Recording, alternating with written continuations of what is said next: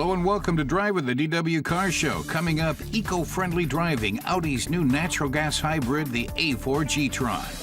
A brand new Italian medium-sized sedan, Alfa Romeo's Giulia. And testing the limits of Porsche's new 911 GT3.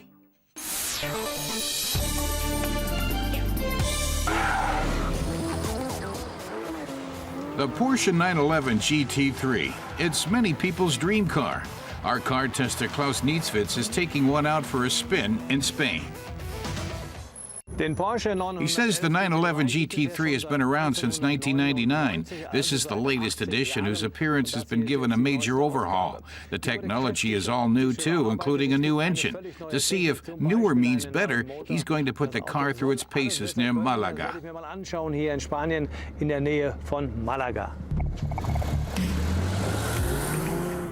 On regular roads where most GT3s are driven, it quickly becomes clear that this is a car suited for everyday driving and running errands. But its technology also makes the GT3 fit for the racetrack too. A 368 kilowatt engine powers the rear-wheel drive model, propelling it from 0 to 100 kilometers an hour in just 3.4 seconds. Klaus says the 911 aerodynamics package increases downforce by around 20%. For regular drivers, that means more safety at high speeds, for instance on the Autobahn, because this machine can hit 318 kilometers an hour. He says the best thing about this car is its 4-liter 6-cylinder engine and the great sound it makes. He's sure many folks will be glad to hear that.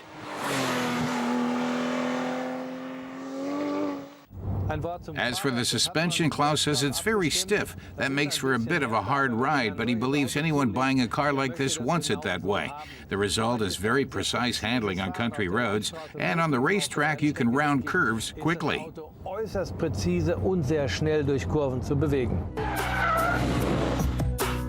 When it comes to looks, the GT3 is a real beauty.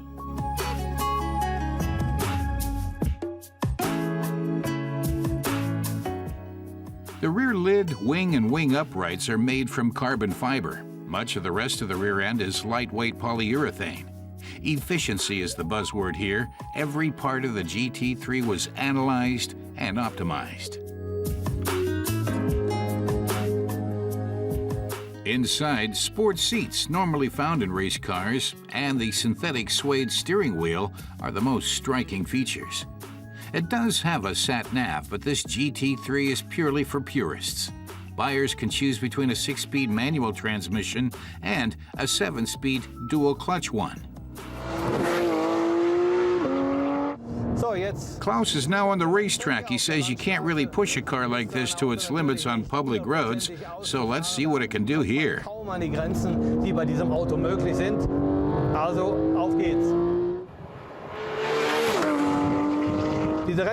Klaus explains that this racetrack is 3 kilometers long with plenty of fast and tight curves, the perfect challenge for this kind of car. So let's get to it. To his joy, all of the driver assists have been switched off.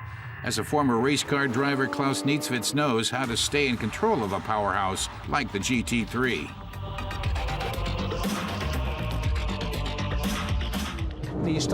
This stretch of track seems to have little grip, and without the electronic assist, the rear end swings out a bit.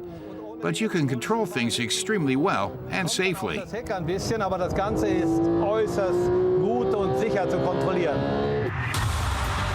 Optimized spring and damper tuning improves the GT3's lateral dynamics, and Porsche's active suspension management system, known as PASM, manages to strike the right balance between comfort and sportiness. The rear axle steering also increases agility on curves. Now Klaus turns to the engine, which has been completely overhauled. It now has 4 liters of cubic capacity and an output of 500 horsepower. Just what you need to tackle the track like this. The performance is phenomenal, Klaus enthuses. It's responsive and has a red line of 9,000 RPM. But what's really nice is the sound. Just listen to that power.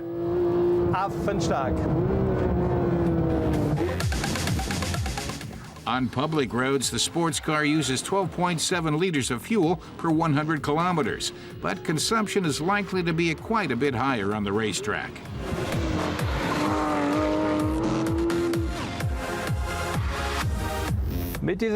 Klaus says the 911 GT3 is really two cars in one. It's both a sports car and a car for everyday use. He's had great fun driving it on the track, so he's off to do another lap.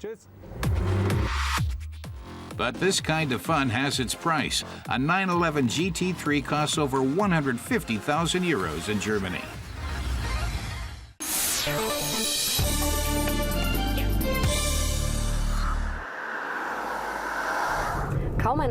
Our car tester Michelle Ossenmacher says that SUVs are the most popular segment of the car market right now, and combining an SUV with a hybrid engine is particularly hip. One example is the Lexus NX 300h, but the exterior is something special. The look of this Lexus is characterized by striking lines and largely boxy shape. The front of the Lexus NX 300h features the Diabolo grille typical of this make. At more than 4.5 meters long and with a wheelbase of over 2.5 meters, the car is very spacious. That's particularly evident with the trunk. It has a capacity of 555 liters. Michelle says that the nice thing about the NX is this surface for loading. She doesn't need to heave her bag into the vehicle. If you need even more capacity, you can open up a second storage space. It can hold even bigger bags. Und dort auch größere Taschen unterbringen. The interior features quality materials. Craftsmanship and luxury are on display everywhere.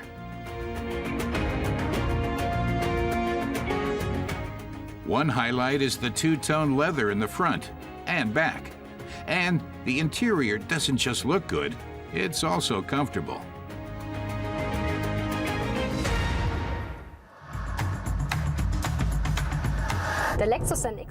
Michelle says that the Lexus NX is a feel-good car. With its space, its expertly used materials and comfort, it's almost like a sofa on wheels. The Lexus NX 300h uses both a four-cylinder and a hybrid engine. The motor has 145 kilowatts of power and a top speed of 180 kilometers an hour. It goes from 0 to 100 in 9.2 seconds. In hybrid mode, the car consumes 5 liters of fuel per 100 kilometers, supposedly. Our test yielded different results.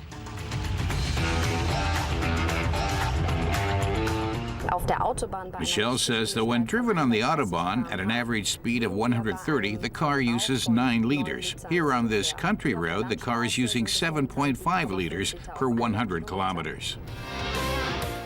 The Lexus NX 300h is a stately car for everyday use or longer trips.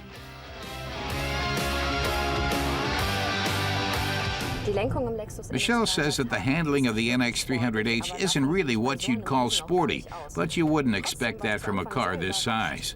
But she was surprised at how agile such a large car could be when she got it rolling. The hybrid engine of the NX 300h can be driven in a variety of modes. Drivers choose between Eco, Normal, and Sport. In the normal mode, the car ensures the optimal distribution of power, while the Eco mode avoids using gasoline.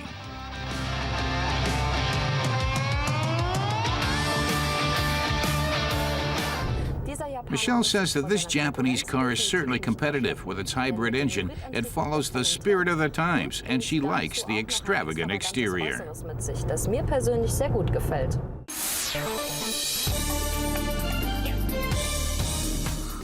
The new VW Polo has had its world premiere in Berlin. The 6th generation of this compact car is bigger than ever before. The trunk alone is 25% larger, and this is the first Polo with digital instruments. It has the same safety features as the current VW Golf. And there's now a natural gas-powered model.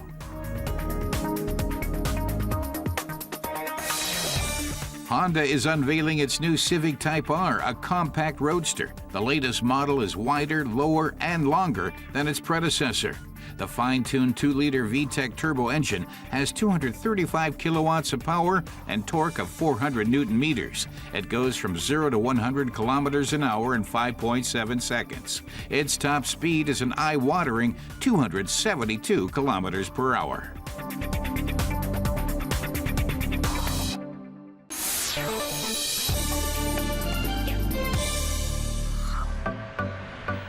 It's comfortable, robust, and fairly roomy. Those qualities make the Audi A4 Avant perfect for traveling sales reps. Today we'll be checking out this mid-size vehicle. Our car testamantes Kurat says he's examining not just any A4 Avant. This is the Audi A4 Avant g-tron. The special thing about this Audi model is that it's a natural gas hybrid. People who drive a lot can also do a lot to reduce their own carbon footprint. But the A4 Avant g-tron isn't just ecological, it's also meant to be a pleasure to drive. Matas says that, as expected from this type of vehicle, it's very quiet. You can hardly hear the motor, and the automatic transmission changes through the 7 gears very gently. There's nothing to complain about. The car would be great for long trips. The 2-liter TFSI engine has been redesigned to use both natural gas and gasoline. Variable fuel injection reduces consumption at low revolutions per minute, but the power is there when the driver needs it. Matas says that there used to be a German new wave song called "Give It Gas." It went like this: give it gas, I want some fun, I'm giving it gas. That's what the A4 Avant g-tron is like, but taken literally.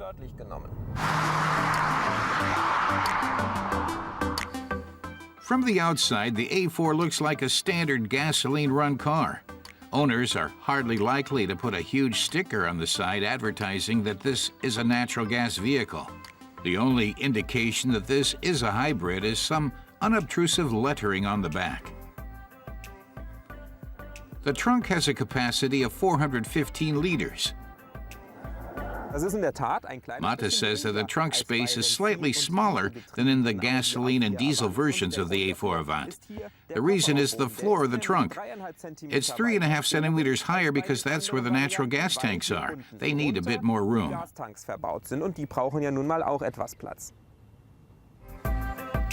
There are also 2 fuel tank indicators. Otherwise, the interior is the same as the gasoline and diesel models. The natural gas tanks don't affect the space available on the back seats. On average, natural gas-driven cars emit around 18% less CO2 than gasoline-driven ones, but the g-tron is far more eco-friendly. Audi's Tobias Bloch says his company knows how many g-trons are on the road, how far their range is, and how much fuel they consume on average, so it's possible to determine exactly how much natural gas needs to be directed to the network. By getting the balance right, Audi can cut the carbon footprint of this g-tron model by 80% compared to a gasoline-driven car. Audi calls its special brand of synthetic fuel e-gas. How is it produced? Tobias explains that e-gas is made using power-to-gas technology. In northern Germany, for example, too much wind energy is often produced. When there's a surplus, electrolysis is used to separate hydrogen and oxygen.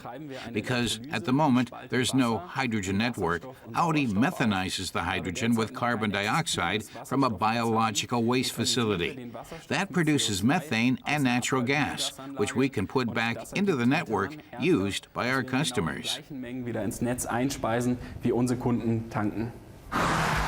So overall, how convincing is the natural gas Audi? Matas says that the A4 g-tron drives markedly better than many earlier natural gas cars. You don't notice the difference whether it's running on natural gas or gasoline. The car drives quietly and regularly and has enough pickup. It is, in fact, fun. Customers have to ask themselves with their next car whether they want a diesel or a natural gas hybrid, assuming that the fuel station network is developed enough that they don't have to drive around forever and the price is affordable. Natural gas cars are subsidized in Germany to encourage people to drive them. And if you run an Audi like this off of synthetic fuel, e-gas, then you're really cutting back on CO2. That's good for your wallet and the environment. Dann spare ich ja auch noch richtig CO2 ein. Das heißt, ich tue was für den Geldbeutel und für die Umwelt.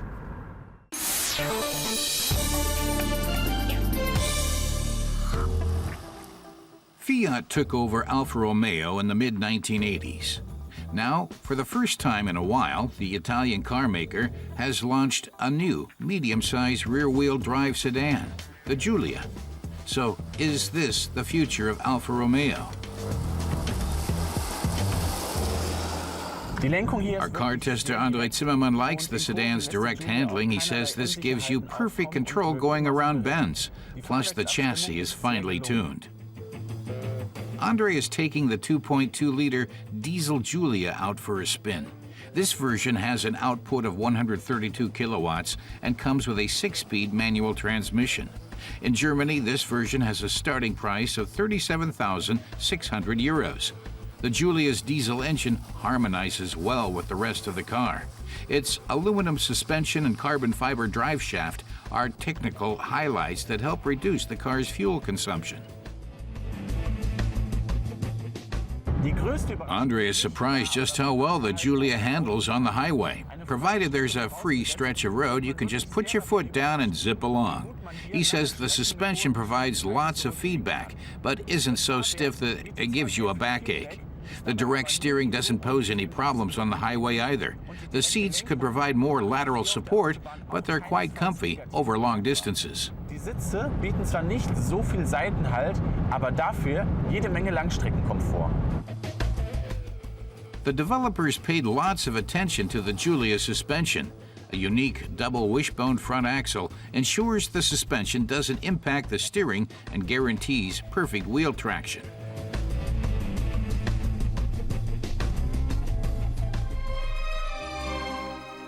Alfa Romeo's always been known for cutting-edge design. Its makers see the Giulia as a manifestation of their typically Italian style.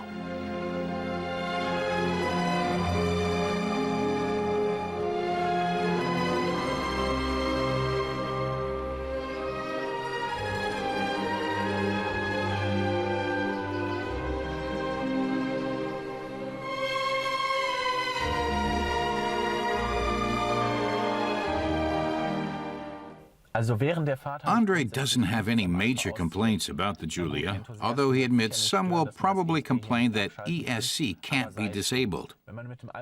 And there are some small oddities, says Andre, like the awkward location of the button to open the trunk. It's at the front, and when you reach for it, your face is right up against the steering wheel. And Andre says there's more. Many features remind him of the BMW 3 Series, even though the Alfa Romeo Giulia is a direct competitor. Like the indicator control. When you push it, it doesn't stay in position. Andre says that's just like in a BMW. And when you want to reverse, you need to move the gear stick far to the left. That, too, is just like in a BMW. And Andre thinks the Giulia's sat-nav control panel looks very similar to BMW's iDrive, though he admits many cars nowadays have similar controls. Still, the Giulia's sat-nav unit can't compete with BMW in terms of workmanship and usability.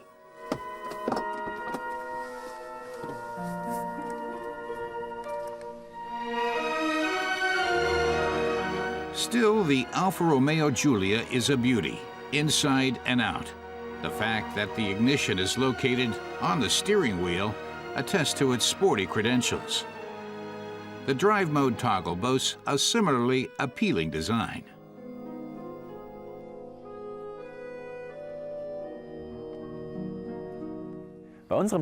Andre says that closing the trunk lid left scratch marks on the rear bumper. He thinks that would be pretty annoying if it were his car. Nevertheless, Andre really likes Alfa Romeo's Giulia and thinks the Italian automaker has delivered a great car.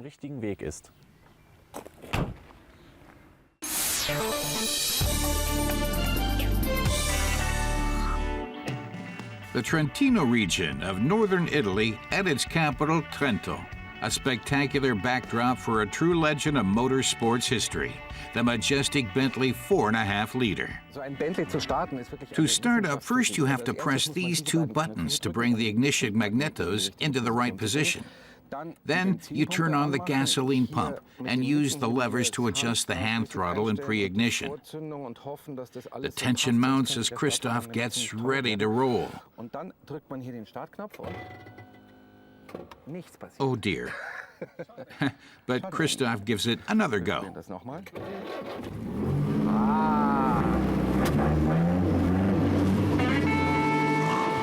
Back in the roaring 20s. Almost a century ago, this nimble 2-ton giant was a favorite toy among playboys. Powered by a monster engine, it makes every second on the road an adventure, and every curve a hair raiser.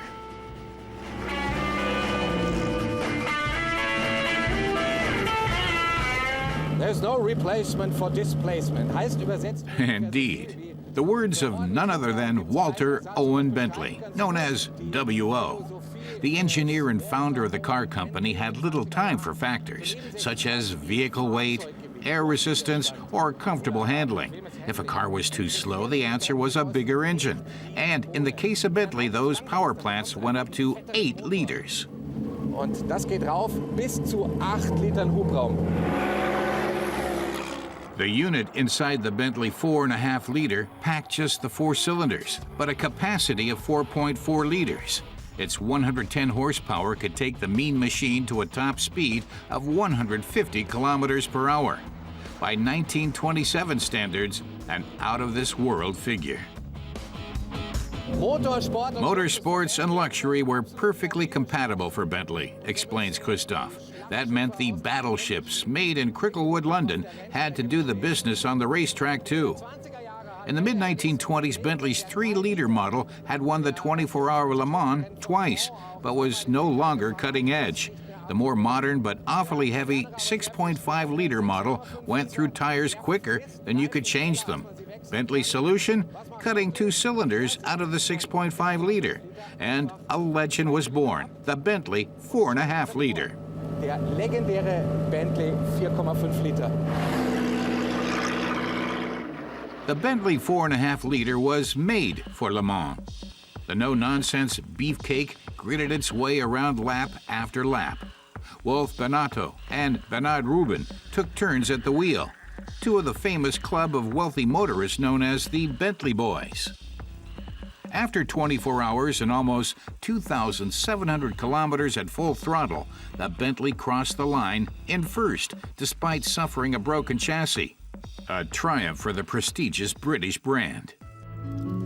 An original Bentley 4.5 liter will easily set you back €1 million plus today. It comes with fully adjustable friction dampers, headlights with stone guards, and tiny windshields. The drum brakes on all 4 wheels are not that effective, while the small leather-clad seats offer little in the way of lateral support. The cord-wrapped steering wheel would look at home on an ocean liner bridge, and it takes some muscle to operate. Na, ist das ein Monster? Wow. The cast iron engine alone weighs about as much as a modern small car. Mr. Bentley started out as a locomotive designer, of course. 4 cylinders, a 4.4-liter displacement, 110 horsepower. It all looks a bit old-fashioned now, but this car was ahead of its time. Christoph recalls the 16-valve label turning up in the 1980s. Here, 4 cylinders with 4 valves each equals 16 valves, 60 years before the likes of the Golf. This Bentley has 4 extra ignition plugs on board. It wasn't until the 1930s that high-performance cars no longer needed pre-ignition plugs. The Bentley 4.5 liters engine generates up to 4,000 RPM, but even at minimal revs, this awesome beast of yesteryear pumps out a monumental torque. A pre-war Bentley looks like a relic from a bygone era when brute force ruled, a dinosaur in the evolution of sports cars. Pure Mechanik in Zaum gehalten wurde. Ein Dinosaurier des Automobilbaus sozusagen. But nonetheless, this British bulldog had some pretty sophisticated engineering. The Bentley 4.5 liter is indisputably a milestone in automotive history. Der Automobilgeschichte. Unfortunately, the Bentley 4.5 liter has always been an all-too rare sight.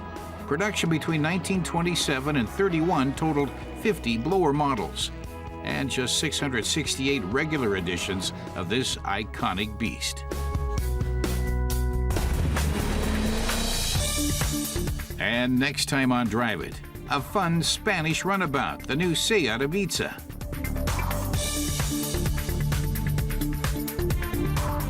And open-top excitement, the Range Rover Evoque Cabriolet.